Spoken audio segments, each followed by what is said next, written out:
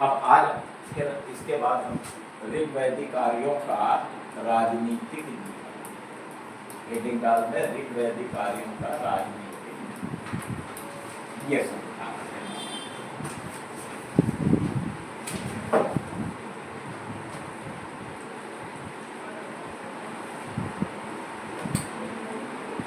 ऋग्वैदिक आर्यों का राजनीतिक।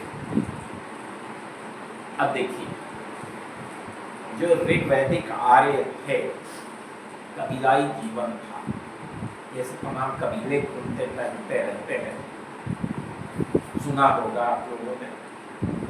तो ऋग्वैदिक आर्यों का जीवन कैसा था? कबीला। ऋग्वैदिक आर्य अनेक कबीलों में बटे, अनेक कबीलों में, वेद में बहुत सारे कबीलों का नाम मिलता है।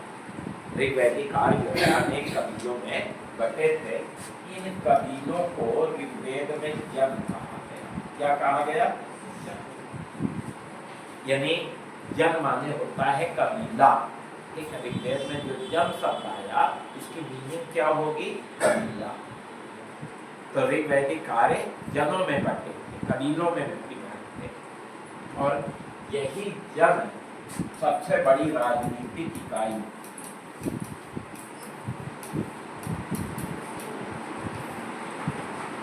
जन ही इस काल की क्या थी? राजनीति की सबसे ऊंची इकाई, सबसे बड़ी इकाई। यानी पूरा ऋग्वैदिक आर्य अनेक जनों में बटे हुए थे, और जन ही उनके राज्य हैं, कबीला। जहाँ कोई मान लिया ये एक क्षेत्र है इतना, यहाँ मान लिया भारत नामक कबीला बसा हुआ, तो ये इतना बड़ा क्षेत्र है, इसका राज्य है भारत कबीले का।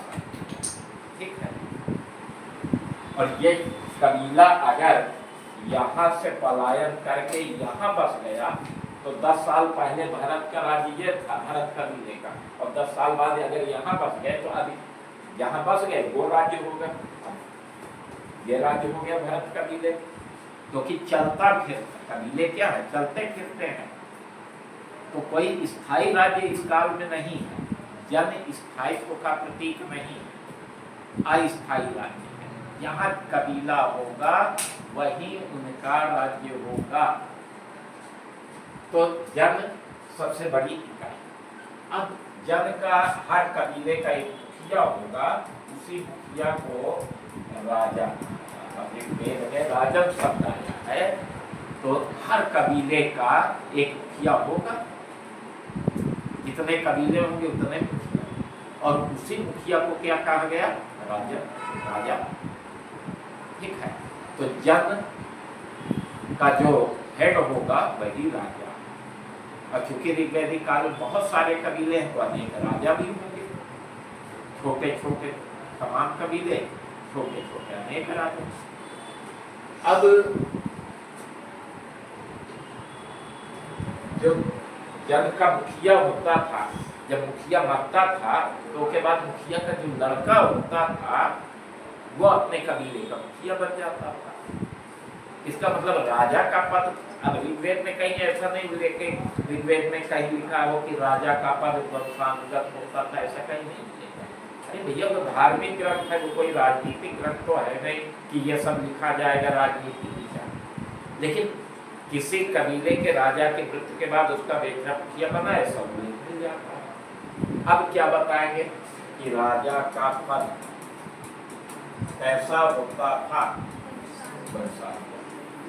अब आप सोचिए कि ऋग्वेद में कहीं लाइन पढ़ना शुरू कर दो कि राजा का पद वंशानुगत था, तो मिलेगा नहीं। लेकिन हम आपको बता रहे हैं क्योंकि एक राजा की मृत्यु के बाद उसका बेटा राजा बन जाता है, वंशानुगत।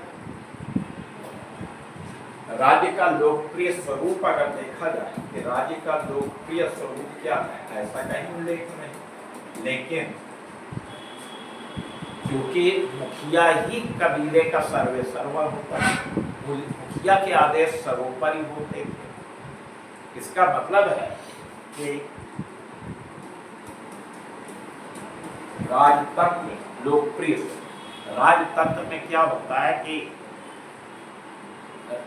एक राज्य की सारी शक्ति एक व्यक्ति के हाथ में और उसके आगे स्वरूप है। ठीक है, तो अब कहीं राज्य का स्वरूप तो चर्चा में नहीं आया, लेकिन क्योंकि मुखिया ही सर्वे सर्वा है कबीले का, तो सीधी सी बात है कि लोक की स्वरूप क्या रहा होगा, राजतंत्र का। यदि कहीं कहीं गण शब्द की भी चर्चा आती है, इसका मतलब है कि राजतंत्र के साथ साथ गणतंत्र ही रहे होंगे। किसी कबीले में गणतंत्र की भी व्यवस्था है, किस कबीले में रही होगी ऐसा कहीं उल्लेख। अब ऋग्वेद में कहीं राजा के कर्तव्यों का वर्णन नहीं आया कि राजा के क्या काम होते, लेकिन ऋग्वेद में राजा को क्या कहा जाता था, राजा को जनस्य गोप्ता। एक ये कहा गया, जनस्य माने जन का, कबीले का, जन माने कबीला, और गोप्ता कहते हैं रक्षक, यानी कबीले का रक्षक। राजा को क्या कहा गया, जनस्य गोप्ता, कबीले का। और क्या कहा गया, पुराण भेदता। पुर माने दुर्ग, किले, भेदता माने भेदन करने वाला, नष्ट करने वाला, शत्रुओं के दुर्ग को नष्ट करने वाला। ये राजा को कहा गया, लेकिन कर्तव्य का तो वर्णन नहीं, लेकिन इसके आधार पर राजा को जिस नाम से संबोधित किया गया, उस आधार पर राजा के कर्तव्य की भी व्याख्या कर सकते हैं कि राजा का कर्तव्य क्या होता था, अपने कबीले के लोगों की रक्षा करना, युद्ध के समय में सेना का नेतृत्व करना, शत्रुओं के दुर्ग पर आक्रमण करना, उनके दुर्गों को नष्ट करना। दो शब्द से हम ये बातें बताते हैं। अब आप सोचे कि जो आपको बताया जा रहा है या जो आपको पढ़ना है हूबहू ऋग्वेद में लिखा है, तो हूबहू नहीं लिखा। ठीक है, वो धार्मिक ग्रंथ है, राजनीतिक ग्रंथ नहीं, लेकिन पढ़ना यही है जो मैं बता रहा हूं, जानना यही है, इसी पे प्रश्न है। तो राजा के ये कर्तव्य हो गए। अब इस काल में राजा की सहायता के लिए कुछ परिषदें भी होती थी, ट्राइबल असेंबली, कबीलाई परिषदें, कबीलों की परिषद। ठीक है, अब ऋग्वेद में सभा नामक एक परिषद का वर्णन है, सभा। ठीक है, और इस परिषद में श्रेष्ठ और वृद्ध लोग ही सदस्य होते, जो श्रेष्ठ लोग हों, बूढ़े लोग हों, अनुभवी लोग। और इसे विद्वानों ने एक ग्रामीण संस्था, ये ग्रामीण क्षेत्रों की परिषद थी। इसी तरह ऋग्वेद में समिति नामक परिषद का उल्लेख है। अब क्योंकि इस परिषद में राजा भी उपस्थित हो, जब ये परिषद बैठक करती थी तो इसमें राजा भी उपस्थित होता था, इसलिए इसको केंद्रीय राजनीतिक संस्था माना जाता है। इस समिति जो है वह एक केंद्रीय राजनीतिक संस्था थी, जिसमें राजा भी उपस्थित होता था, इसके सदस्यों से बातचीत करता था, सलाह मशविरा करता था, और योजनाओं का या कार्यों का जो भी निर्णय लेना है ऋग्वेद में विदर्भ नामक एक परिषद का उल्लेख है, और सबसे ज्यादा चर्चा इसी पूरे ऋग्वेद में सबसे ज्यादा चर्चा किसकी मिलती है, विदर्भ में। 122 बार, इनका तो 8 या 9 बार इनका उल्लेख है सभा समिति का। विदर्भ का वर्णन कितनी बार, 100 बार। और ये आर्यों की सबसे पुरानी संस्था परिषद। जितनी परिषदें उल्लेख मिलता है उनमें सबसे प्राचीन परिषद कौन है, विदर्भ। अब विदर्भ का काम क्या होता था, जैसे कोई गैर धार्मिक आयोजन करना, मेला का आयोजन करना या कोई धार्मिक आयोजन, तो धार्मिक और गैर धार्मिक आयोजनों को संपन्न करना, सांस्कृतिक कार्यक्रमों को संपन्न करना, युद्ध आदि के समय में लोगों को इकट्ठा करके युद्ध में राजा के पास भेजना, ये सब काम सैनिक, असैनिक, धार्मिक सभी प्रकार के काम करते हैं। और कहीं कहीं गण शब्द भी आया है, ये गण राज्यों की परिषद, गण राज्यों की परिषद को क्या कहा गया है? अब देखिए, ये ऋग्वेद में कुछ परिषदों का, ये सब कबीलाई परिषदें थी, ट्राइबल असेंबली थी, और इनका भी सहयोग राजा को, कबीले के मुखिया को मिलता। अब जहां तक बात राजा के पदाधिकारी की है,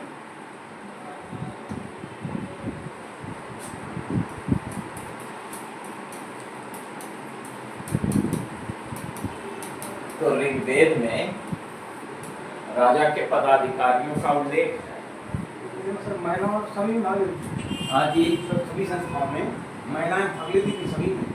नहीं, अभी देखो ऋग्वैदिक काल में महिलाओं को कोई राजनीतिक अधिकार न मिलने का उल्लेख है कि महिलाओं को कोई राजनीतिक अधिकार नहीं है। अब जब राजनीतिक अधिकार नहीं होंगे तो फिर कैसे धार्मिक है कि ऋग्वैदिक काल में महिलाओं को राजनीतिक एवं आर्थिक अधिकार नहीं होते थे, बाकी सारे अधिकार थे।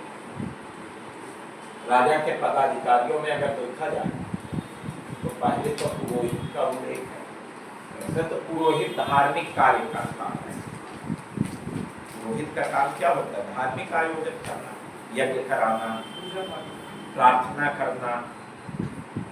लेकिन ऋग्वैदिक काल में ये राजा का प्रमुख पदाधिकारी था। ये प्रश्न कई बार आ चुका कि वैदिक काल में राजा का प्रमुख पदाधिकारी कौन होता था, तो उत्तर क्या होगा? ये धार्मिक कार्य भी करता था। जब राजा युद्ध भूमि में जाता था तो राजा के साथ युद्ध भूमि में जाता था, राजा की विजय की कामना करता था, देवी देवताओं से प्रार्थना करता था। ठीक है,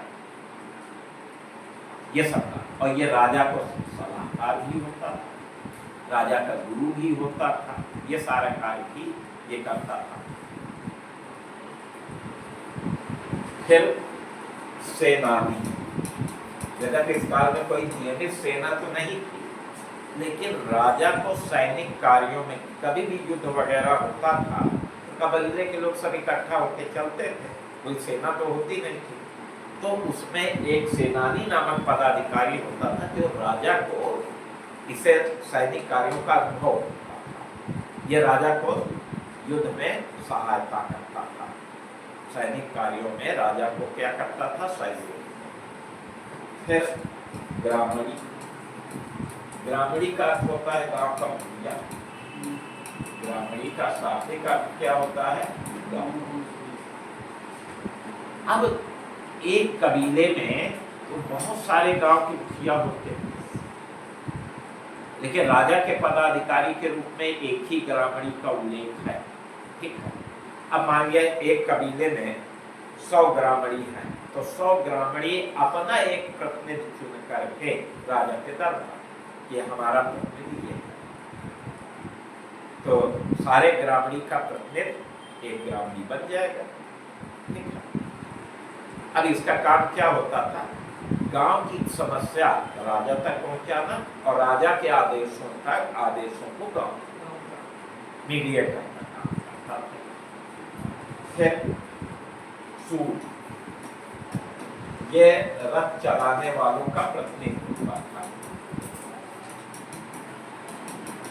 अब एक कबीले के मुखिया के पास सैकड़ों रथ होते थे, सैकड़ों रथ चलाने वाले होते थे, लेकिन उन सब का एक प्रतिनिधि राजा के दरबार में रथ चलाने वालों की समस्या को अगर आ गई तो उनका नेतृत्व करेगा, कि समस्या का समाधान कराएगा। इसी तरह कर्मा, हाथों का कार्य करने वालों का प्रतिनिधित्व।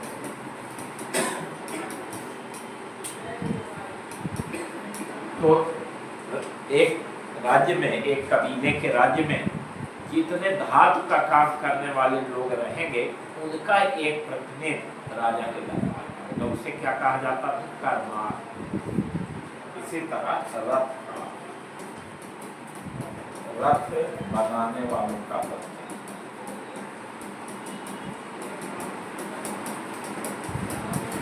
जो रथ बनाते थे उनका एक प्रतिनिधि राजा के दरबार में। ये प्रमुख पदाधिकारी, इनके अतिरिक्त इस पर यदि गुप्तचर का भी उल्लेख है, संदेश वाहक का भी संदेश लेकर के आना जाना, उग्र एवं व्यूग्रह, ये रक्षा पुरुष, पुलिस रक्षा पुरुष, रक्षा पुरुष का मतलब सिपाही लोग जो रक्षा करते हैं, चोर डाकू पकड़ते हैं, राजा तक सब ले जाते हैं, तो सब उग्र एवं व्यूग्रह कहलाते हैं। तो कुछ इन पदाधिकारियों की भी चर्चा है। ऋग्वेद में इतने पदाधिकारियों का, अब इन सब पदाधिकारियों के आधार पर दो बातें आई कि अभी राजा की कोई नियमित नौकरशाही नहीं, और जो नौकरशाही है वो रक्त संबंधों पर आधारित है।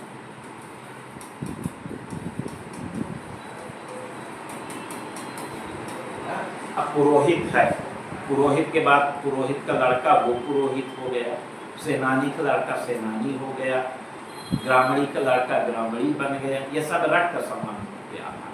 अभी कोई प्रोफेशनल ब्यूरोक्रेसी नहीं है, ब्यूरोक्रेट नहीं, प्रोफेशनल होते हैं ना, जैसे आजकल जो है प्रशासनिक अधिकारी सब प्रोफेशनल है, तो पूरी ट्रेनिंग दी जाती है कि ऐसे करना है, ये करना है, ये इस तरह से कोई बन सकता है।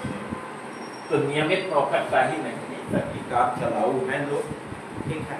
तो ये निकल करके ये बात आ, तो ये राजा के कुछ पदाधिकारियों का उल्लेख।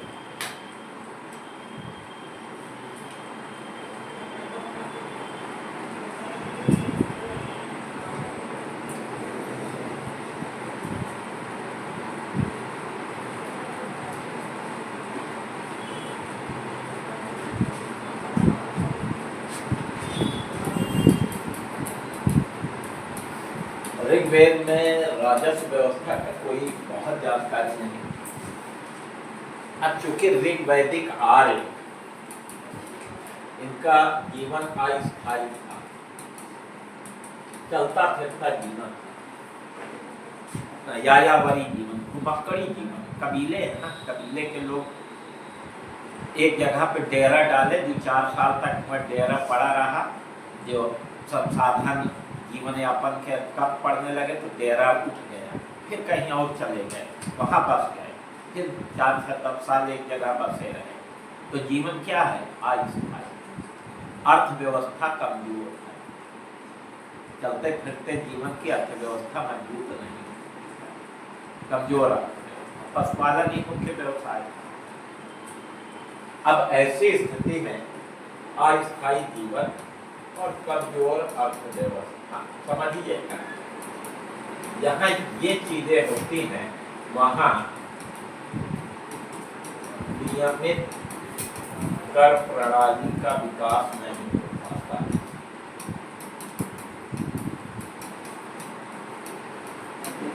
कॉन्सेप्ट क्लियर चाहिए आपको। प्रश्न आएगा, कथन दे देंगे कि ऋग्वैदिक काल में नियमित कर प्रणाली का विकास नहीं हुआ, एक कथन दे दिया। कारण देंगे कि इस काल में आर्यों का जीवन अस्थायी था और अर्थव्यवस्था कमजोर थी। तो कथन भी सही है, कारण भी सही है, व्याख्या भी होती है। जब कथन कारण वाले प्रश्न आएंगे तो इसी तरह के कॉन्सेप्ट से प्रश्न बनाए जाएंगे, ठीक है। और जब तक कॉन्सेप्ट क्लियर नहीं होगा, कथन कारण वाले प्रश्नों का उत्तर आप नहीं दे पाओगे। और दूसरे तरह का जो प्रश्न आता है कि इनमें से कौन सा कथन सत्य है, असत्य है, ये भी तभी आप सही कर पाओगे जब आपके कॉन्सेप्ट क्लियर होते हैं, नहीं तो दिन में तारे दिखाई पड़ते हैं। देख लीजिएगा, दिन में खूब बड़े बड़े तारे दिखाई पड़ेंगे, प्रश्न का उत्तर नहीं नजर आएगा। जब पेपर देंगे तो उत्तर मतलब दिखाई पड़ेगा और तारे जो है बड़े बड़े नजर आएंगे। हम सब कुछ बोलते हैं आपकी भला के लिए, आपने इतना पढ़ने के प्रति साफ पढ़ जाए ना कि रिकॉर्ड पढ़ाई करा, इसलिए कुछ ना कुछ थोड़ा सा कड़वा व्यंग्यात्मक कुछ करना पड़ता है, ठीक है। मतलब वहाँ हमें टीचर के दायित्व का निर्वाह करना पड़ता है। हम नहीं बोलते ना, मेरा स्वभाव ये सब बोलने का, ये सब जब बोलते हैं तो मेरे अंदर बैठा टीचर होता है, ठीक है। हम स्वयं बोल ही नहीं सकते, लेकिन वो टीचर की आवाज निकल बैठा है, वही तो सब कर रहा है। तो चलिए, तो नियमित कर प्रणाली का विकास नहीं हुआ, इस काल में कोई नियमित टैक्सेशन सिस्टम नहीं लागू हुआ। फिर भी क्योंकि राजा अपने कबीले की तो रक्षा करता है ना, राजा क्या है, जनक से गोपता, कबीले का रक्षक। अब कबीले के सदस्यों का क्या फर्ज है, वो अपने राजा के भरण पोषण के लिए कुछ तो व्यवस्था करे, और इसलिए कबीले के लोग राजा को बलि नामक स्वैच्छिक कर देते हैं, उपहार स्वरूप। जैसे आपने जौ पैदा किया, आपके यहाँ मान लिया 1 कुंटल जौ पैदा हुआ, उसमें से 10 किलो एक टोकरी में भरे चले गए राजा कबीले के मुखिया साहब के पास। कबीले के मुखिया का दर्शन किया, उन्हें स्वरूप 10 किलो जौ दे दिया। फिर कुछ दिन बाद आपने क्या किया कि तमाम घी इकट्ठा कर लिया, एक बाल्टी में 5 किलो घी भर करके चले गए राजा साहब अपने मुखिया साहब के पास। अरे मुखिया साहब, ये उपहार स्वरूप। जंगल गए, लकड़ी काटे, अब मन में आया चलो 2 बंडल लकड़ी है, 2 गट्ठा लकड़ी राजा के यहाँ पहुँचा दे, तो लकड़ी नहीं रहेगी, राजा के यहाँ खाना कैसे बनेगा, और राजा तो लकड़ी काटे जाएगा नहीं, तो आप ही को तो पहुँचाना पड़ेगा। ये सब क्या है, यही है बलि, स्वैच्छिक कर, उपहार स्वरूप दिया। तो नियमित कर प्रणाली का विकास नहीं हुआ। क्यों नहीं हुआ, कारण आपको जानना पड़ेगा। और फिर चूंकि राजा कबीले की रक्षा करता है, उसके भरण पोषण के लिए कबीले के लोग क्या देते हैं, बलि नामक स्वैच्छिक कर। इतना साफ सुथरा क्लियर होना चाहिए, हर चीज बिल्कुल साफ सुथरी जानकारी। तो इस तरह की राजस्व व्यवस्था, इससे ज्यादा कुछ जानने के बताते नहीं, क्योंकि इससे ज्यादा है ही ना। इस नाम के अलावा कुछ एक ही शब्द है, हमने तो एक शब्द में 4 शब्द बना दिया, ऐसा नहीं था, वैसा नहीं था, क्योंकि कॉन्सेप्ट हमें क्लियर करना है। अब सैन्य व्यवस्था अगर देखें तो चूंकि राजा की आर्थिक स्थिति कमजोर है, आर्थिक व्यवस्था कमजोर है, तो इस काल में कोई नियमित सेना का निर्माण नहीं। तो नियमित सेना के लिए वेतन वगैरह देना पड़ेगा, कहाँ से दोगे भाई, कोई नियमित कर प्रणाली तो है ही नहीं। तो इस समय नियमित सेना नहीं, जब भी युद्ध करना है कबीले के लोग इकट्ठा होते हैं, लड़ाई शुरू हो जाती है, तो नियमित सेना नहीं इस काल में। कुछ युद्धास्त्रों का उल्लेख सेना को वृत्त या वृतना कहा गया है। जब सेना तो लड़ने जाती थी उसे क्या कहा जाता था, वृत्त या वृतना, ठीक है। बाण, धनुष बाण, तो बाण का एक बड़ा महत्वपूर्ण अस्त्र था, जिसे कर्णयोन बोलते थे, जिसका जन्म कान से, देखो जब धनुष पर बाण चढ़ाया जाना, क्या खींची जाती है ना, कान तक लाया जाता है ऐसे, और वहीं से निशाना लगता है, ऐसे नहीं लाया जाता यहाँ। और बाण जब छोड़ते हैं तो यहाँ से निकलता है बाण, ऐसे छुए, कान तक आया और छोड़ दिया गया। तो कहाँ से निकला, कान से, तो नाम क्या पड़ गया, कर्णयोनी। उसका जन्म काम से हुआ हो। कर्ण निसंग, जहाँ बाण रखा जाता है, छुआ लटकाए नहीं रहते तारकस, तारकस में बाण, इसका भी बाण। इसके अतिरिक्त द्यूत का वर्णन, ये शरीर में एक कवच धारण करते थे, धातु को टुकड़ों को धागे में बुन करके पहन लेते थे, तो वो क्या बन गया कवच। कोई तीर उड़ आएगा तो उस पर टकराएगा, तो स्यूत द्यूत। शिरस्त्राण, युद्ध भूमि में जब जो लोग जाते थे तो सिर पे टोपी, जैसा आजकल हेलमेट होता है ना, इस तरह का टोपी लगा लेते थे। सिर का टोपा है शिरस्त्राण। इसका युद्ध के समय में पूर्ण चरिश का भी उपयोग होता था। ये क्या होता था, पूर्व माने किला, चरिश माने नष्ट करने वाला। ये किलों को नष्ट करने वाला यंत्र, किलों पर बुलडोजर का एक तरह होगा ना भाई। ऋग्वेद में नाम आता है, ऋग्वेद में दिखाते तो कुछ है नहीं कि चित्र उत्तर दिखा दें। अब कुछ रहा होगा इस तरह का यंत्र बनाए रहे होंगे किले की दीवार तोड़ने के लिए। तो पूर्व चरुष क्या होता था, ये दुर्गों को नष्ट करने वाला यंत्र था। तो ये कुछ चर्चा आती है ऋग्वेद में युद्धास्त्रों। पूरे ऋग्वेद में कई युद्धों का वर्णन, लेकिन जो सबसे महत्वपूर्ण युद्ध का वर्णन है वो है दासराज। ये ऋग्वेद का सबसे महत्वपूर्ण दासराज युद्ध का वर्णन किस वेद में मिलता है, ऋग्वेद में। किस मंडल में मिलता है, 7वें मंडल। ठीक है। अब यह युद्ध भरत कबीले के राजा सुदास, एक कबीला था भरत कबीला, तो उस कबीले के राजा कौन थे, सुदास। एक पक्ष में तो अकेले सुदास हैं और दूसरे पक्ष में 10 राजाओं का संघ है। 10 कबीले के राजा, संगठन, महागठबंधन बन गया। किसके विरुद्ध, भरत कबीले के राजा सुदास के विरुद्ध। उस जमाने के 10 कबीले के राजाओं ने एक गठबंधन किया। सुदास के पुरोहित वशिष्ठ ऋषि थे और इन 10 राजाओं को संगठित करने वाले ऋषि थे विश्वामित्र। एक तरह से यह युद्ध उस युग के 2 पुरोहितों के प्रतिद्वंदिता का भी परिणाम।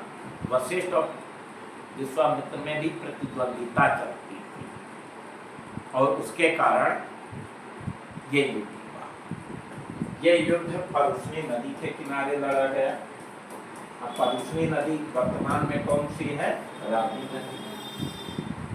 ऋग्वेद में ये युद्ध कहाँ लड़ा गया बताया गया है, परुष्णी। अब भरत कबीले का नेतृत्व तो राजा सुदास किए।